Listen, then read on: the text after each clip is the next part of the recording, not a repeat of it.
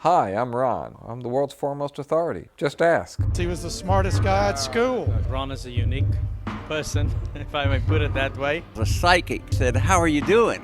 And Ron looked at her and he said, "I thought you'd tell us." And he travels to places that people normally wouldn't go. I started traveling as a teenager and went to Europe after high school and went to Israel, backpacking Europe and Israel and the like, and then came back. And during my student years, I really didn't have the means to travel.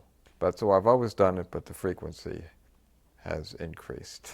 I like to do new things and see different things. I don't like to keep going back to the same places. In Egypt, up the Nile and the pyramids, there was, probably 20 years between the first trip and the second trip, but the second trip to me seemed like a week later. I just did this.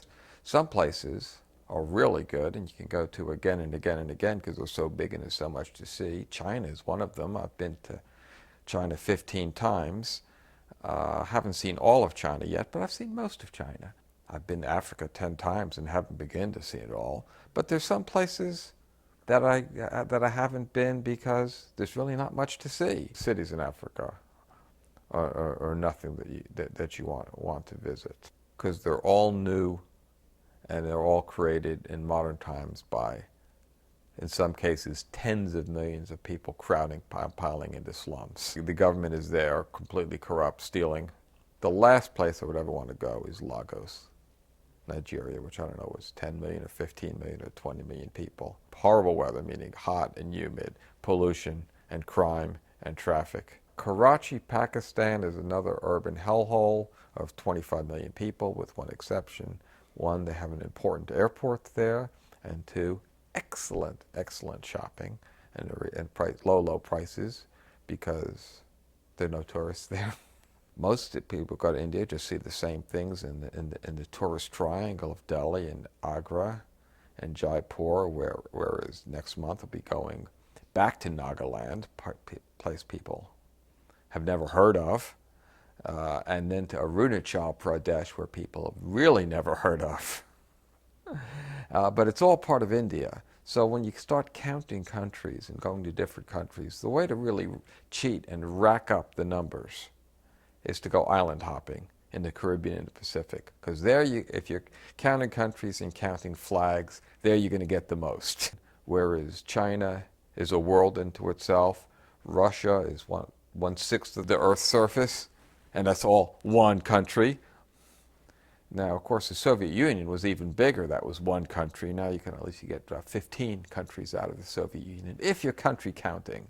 And then you have places like the former Yugoslavia, which is now 7 countries, or is it 6 countries? But anyway, I've been to them all. Most people go out of their way to be nice to foreigners, nice to travelers, with the exception of places like Paris and New York City. But if you're going on world champions of rudeness, I guess it'd be Israel, where there's New Yorkers on steroids. But people are nice, pretty much most nice everywhere. And even when they hate you, they're nice to you. For instance, in Egypt, where they hate Americans, they're very nice. They're very nice to you because they treat you as an individual. There are a lot of places, when I say they hate you, that's not true. America is hated in many parts of the world, but Americans are not. With one exception, it's kind of funny. North Korea, where the people are so brainwashed from day one, is about killing Americans, and the songs they sing to the nursery school, and they sing to calm their children, nursery lullabies about let's kill the Americans. They're not mean to you or anything, they're afraid of you. But that stands out as an exception. And North Korea is like the closest you can come to leaving the planet without a rocket ship. I look for things that are unique to a place, that I like, that just appeal to me, that are transportable. And I buy regular souvenir type things, but not too many. I like stuff that's beautiful, that appeals to me, unique to a country or a culture, and that will remind me of my trip. For instance, right behind me and on top of me, we have here, that's behind is a Tinga Tinga painting from Zanzibar. It's a very specific style, and it's unique to Zanzibar. You can see it's cartoonish and simple. It's folk art. It's primitive, but it's good. Now, what you're looking at is a homemade art restoration, because the people there, the artists, they use bed sheets for canvas, old bed sheets for that matter, and they stretch them out on homemade stretchers, and then they don't have proper artist paint. They use car paint, and it looks great in the gallery, in the shops, and you buy it, and they peel it off so you can get it home and roll it up and stick it in, and when you get it back, all the paint's cracked and it's not meant to be folded and rolled up. So I ended up just gluing it to a giant piece of cardboard and getting it flat that way, and then using model paints in a little brush to replace the parts, the flakes of paint that have fallen away. And I think I did a pretty good job, if I do say so myself. To the left of that I bought in Karachi. I think it's from Baluchistan. It's a tribal wedding dress from Pakistan. I bought it in Karachi, but I think it's Baluchistan, which is a province there. It's a wedding dress, and you can see from the dimensions, it's pretty much geared for your 15-year-old child bride who's skinny and undeveloped. You could just tell from it. And it's beautiful, handmade, the elaborate work on it. And I'm guessing it's probably 50 or 60 years old. And I like it because, well, it's beautiful. And I put it up and hang it on the wall, and it reminds me of a trip, and it's an artifact. Facing it is one I just brought back from Afghanistan. That's a wedding dress, too. There, I think they like their women a little bit more full-figured or mature. Well, maybe a very fat 15-year-old, but I think that looks like it fits a full-grown woman, but it's quite beautiful. I brought it home. It had been sitting outside a shop, and it was filthy. And Linda, my girlfriend, took it into the cleaners to have it done, and there was a woman working there who was from Afghanistan, and she looked at it and she started crying because it reminded her of her home. I used to take great pride in that I would be able to take one major trip and one minor trip a year. When I got up to about 14-week-a-year vacation schedule, I decided to stop working so hard and concentrate more on traveling. I like Africa. I'd like to go to the Congo, but Congo's expensive and is dangerous. South America is the undiscovered continent.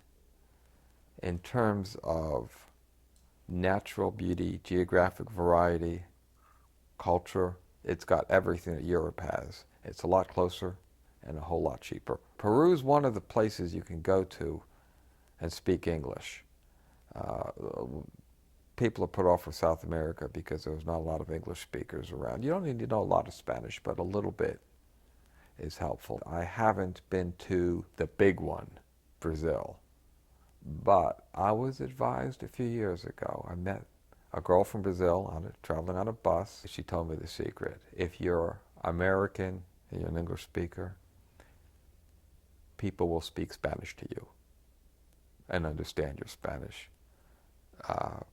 because they can, but they won't do it for South Americans. So I will go to Brazil. I went to Iraq last year, but in terms of fear of travel, people think about the unlikely, which is terrorist attacks or bombs or kidnapping, and they discount the more real and the more mundane. You're far more likely to die in a traffic accident than being a victim. Yeah, the risk of crime is real, but you're going to be robbed. You're not going to be killed. If you're staying in an iffy place, if you stay locally, you stay with a family hotel or like, no one's going to bother you. The family who's running the hotel isn't going to let strangers in, rob your room, or rob you. They're concerned about their business and their reputation. Whereas if you stay at an American-run hotel, it's an enormous hassle just to get past the front door because all the security and the bomb checks and the like. And then, if they were going to attack you, that's where they would be because that's where all the bombings are. I have been pickpocketed 3 times. And you know why they pickpocket strangers, particularly in places like Africa? Because they kill pickpockets in the market. Someone gets caught stealing in the marketplace in Africa, you're going to be beaten to death immediately. They don't think much of thieves in Africa. Now, I was pickpocketed, the most expertly pickpocketed in China, just yards from my hotel, where my camera with this big loopy strap disappeared from inside my bag with this stuff all piled on top of it without my knowing it and without my seeing it at the same time, without my seeing it, without anyone being near me. It was pure artistry, and I lost my camera there.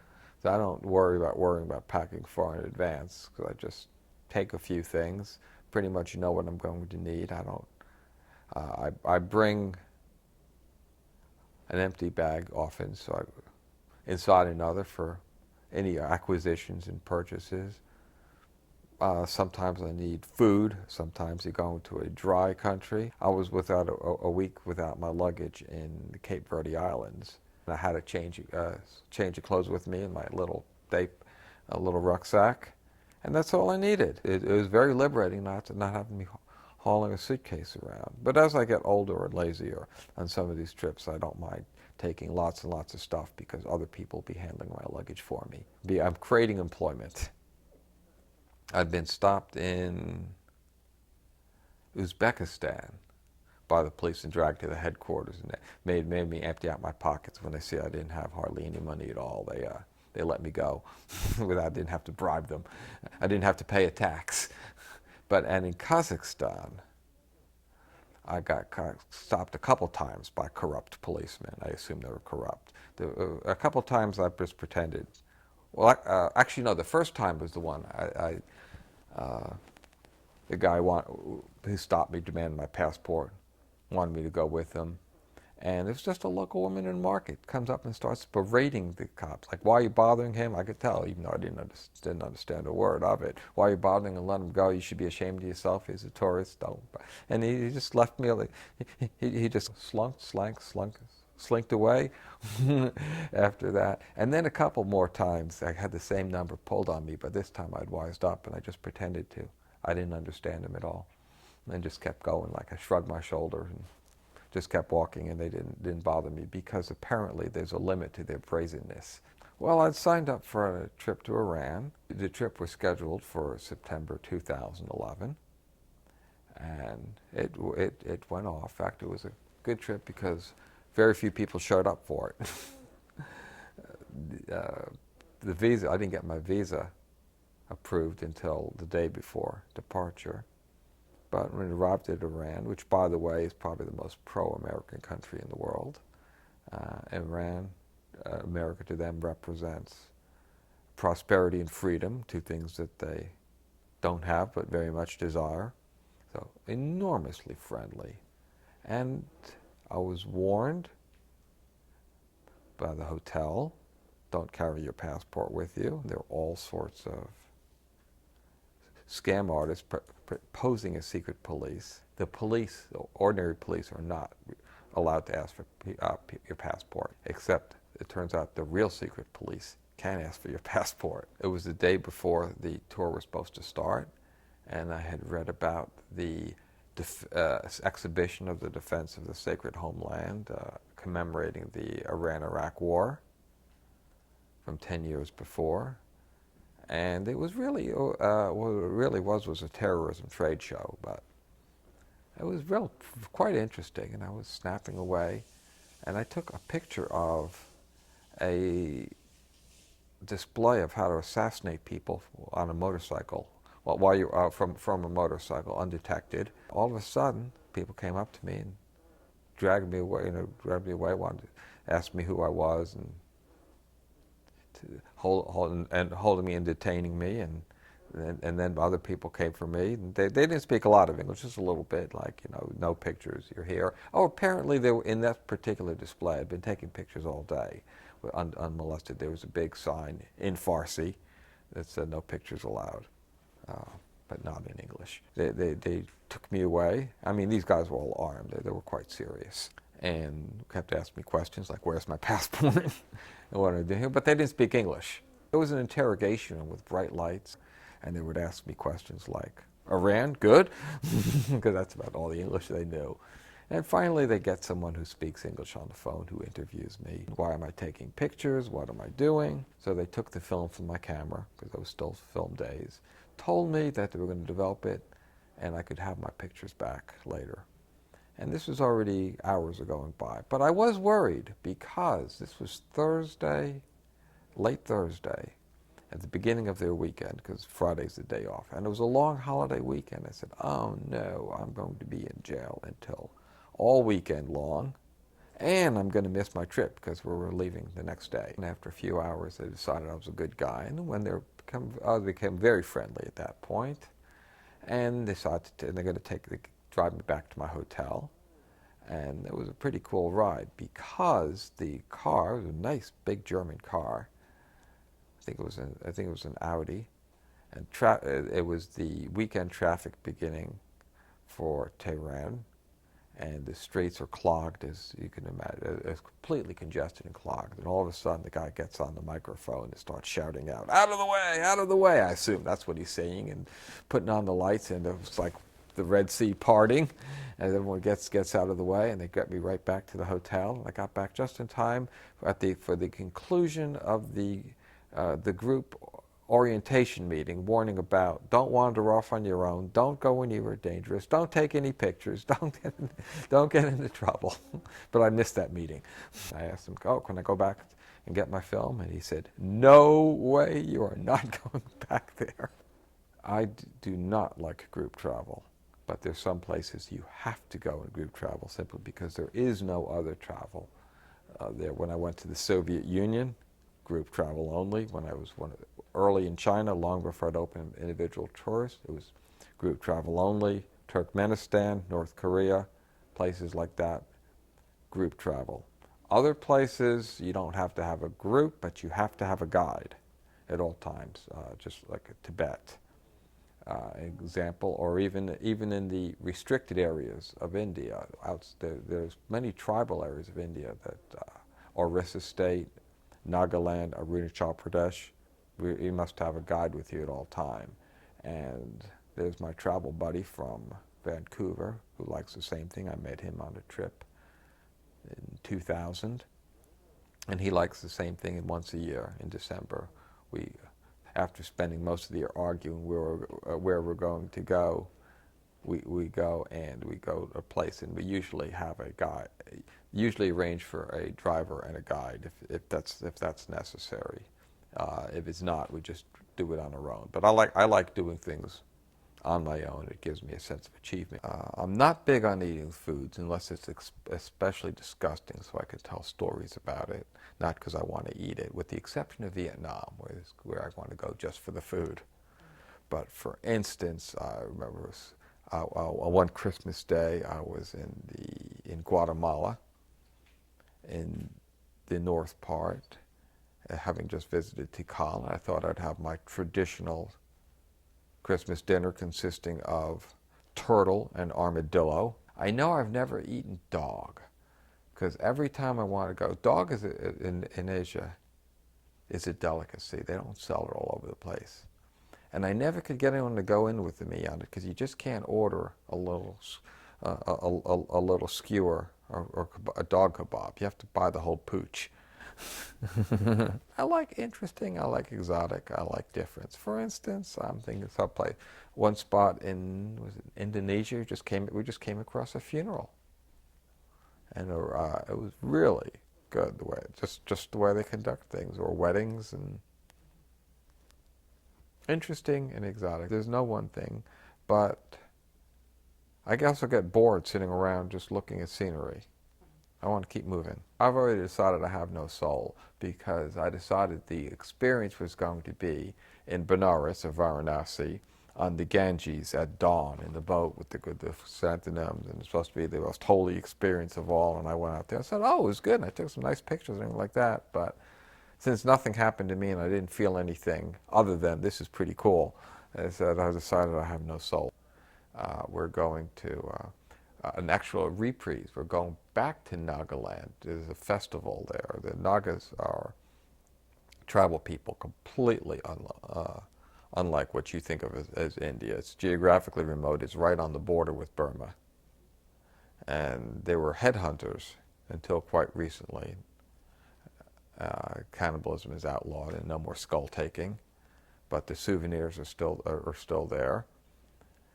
And they have a festival from the different tribes. It's a 10-day festival. It's up by the Chinese border. It's a restricted area, and it's even more primitive. So that is the next trip. And I wouldn't have gone to Afghanistan this year, so close to having been in northern Pakistan and Iraq, but I saw the window was closing. I think it's going to be one huge no-go area after the NATO forces leave. The south part of the country is completely off limits already. There you would get kidnapped if you or killed if you went there simply because you're a foreigner. Beaches and resorts to me are boring, and I said if I wanted to start doing beaches, I'd get a lot more countries a whole lot sooner. Because just go to the Caribbean. I've been to a couple Caribbean islands and pretty much skip the beach. The more exotic the trip, the more interesting the people. There were some interesting people I've met on this Iraq trip that I'll keep in touch with. There's people I've met in some of the other really exotic trips. I mean, off that I've keep in sporadic contact with. But yeah, if you want to kindred souls, sign up for North Korea or Turkmenistan or Iraq or Afghanistan. You'll find people you have something in common with. I'll tell you what something in common with. In the small pond here of Jacksonville, I'm a big fish in the travel department because I've been more places than everyone else. But when I go on those trips, I get outclassed by people who've been to a lot more places than I have. For instance, I met a guy. I think he'd already mushed to the North Pole and he was working on the South Pole. And unfortunately, in my old age, I'm getting more infirm and softer. I've become less able to spend 18 hours in a coach airline seat, which are, by the way, are getting smaller and smaller and smaller. It's not just me; they really are getting smaller, and less able to deal with it or willing to deal with hostels, and the like. So I got a little bit, but luckily I'm fortunate enough to be able to indulge myself a little bit more. So when do I want to get a lot of the rugged travel out of the way while I still can, while I'm still up to it. Hi, I'm Ron, and I am the world's foremost authority. Just ask. He was the smartest guy at school. Ron is a unique person, if I may put it that way. The psychic said, "How are you doing?" And Ron looked at her and he said, "I thought you'd tell us."